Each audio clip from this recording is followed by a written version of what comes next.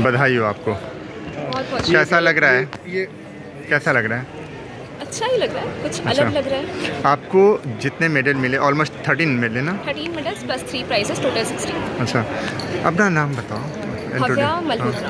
Okay, मुझे ये बताओ कि जूनियर्स के लिए कुछ सलाह दो, क्योंकि सीनियरों से बहुत सीखना चाहते हो। हाँ जी, तो कुछ बताइए। मैं जूनियर्स को यही कहना चाहूँगी कि उनके पास सलाह बहुत जगह से आती है, तो बहुत सारी आती है, तो उसमें से छटाई करना बहुत ज़रूरी है कि आपके लिए कौन सी सलाह सही बैठती है। सबके लिए सारे रास्ते नहीं होते, रास्ते आपको दिखते हैं, उनके बारे में जानिए, समझिए और फिर अपना रास्ता चुनिए, ये ज़रूरी है। भारत जी ये अभी मैं भी शुरू कर दूँ, एक सेकंड।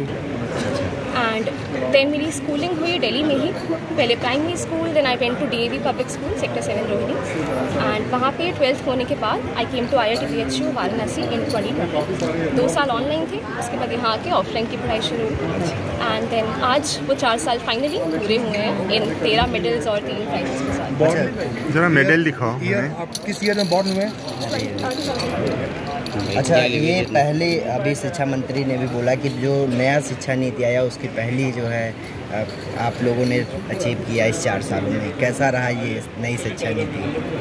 नई शिक्षा नीति पूरी तरह से हमारे ऊपर तो अभी एप्लीकेबल नहीं थी, बीच में आई थी, तो अभी तक तो अच्छा ही है। ज़्यादा एक्सपोजर होता है हमको लैब वगैरह का और प्रैक्टिकल स्किल्स पे ज़्यादा काम किया जाता है, तो उसके लिए 2 साल में बनारस को कितने करीब से देखा? क्योंकि बनारसी अब तो आप लोग वो कहते हैं ना, जब बनारस का नाम याद करते हैं तो सबसे पहले जुबान पे घाट आता है, तो मेरी सबसे प्रिय जगह वही गंगा माँ की घाट है। और फिर मैं जब आई भी थी तो कल गंगा माँ की आरती देखी, दर्शन किए, और बनारस मेरे लिए घाट से सिनोनिमस है। अच्छा, फैमिली बैकग्राउंड अगर कहें तो क्या है? मेरे माता पिता दोनों ही चार्टर्ड अकाउंटेंट हैं। अच्छा। और मेरा भाई वो भी अभी इंजीनियरिंग कर रहा है DTU से दिल्ली। कुछ ऐसा एक्सीडेंट बनारस में जो सबसे अलग रहा हो, गेम चेंजिंग रहा हो? आई थिंक मैं कुछ और, आज का डे एक्स्ट्रॉर्डिनरी है, बट आई थिंक मैं हर दिन में एक एक्स्ट्रॉर्डिनरीनेस होनी चाहिए कि जब वो अक्यूमुलेट होती है तो एक साथ एक दिन में वो निखर के आती है।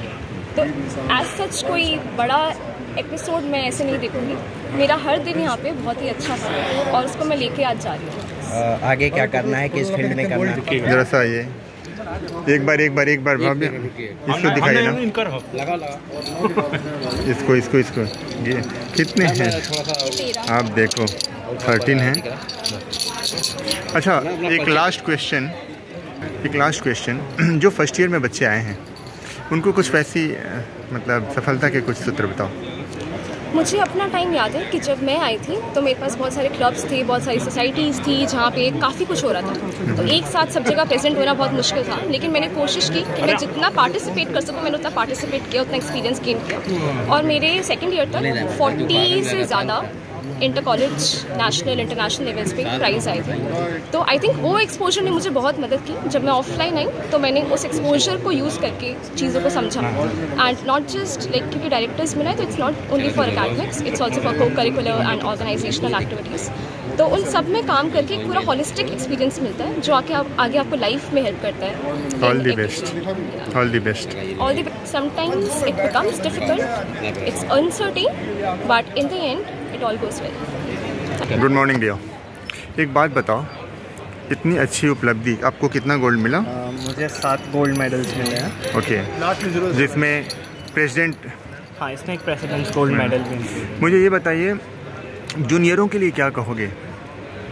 जूनियर्स के लिए मेरा ये एक सजेशन रहेगा कि उनका जो भी इंटरेस्ट है, क्योंकि इस इंस्टीट्यूट में आके सबके अलग अलग इंटरेस्ट होते हैं, सबके अलग अलग गोल होते हैं, वो जो भी उनका इंटरेस्ट है, जो भी उनका है, उसे वो एक सेट गोल बनाए और उसके तरफ वो फुल्ली फोकस करके काम करें, क्योंकि IIT BHU में उनको सब कुछ परस्यू करने की सहायता बिल्कुल मिलेगी।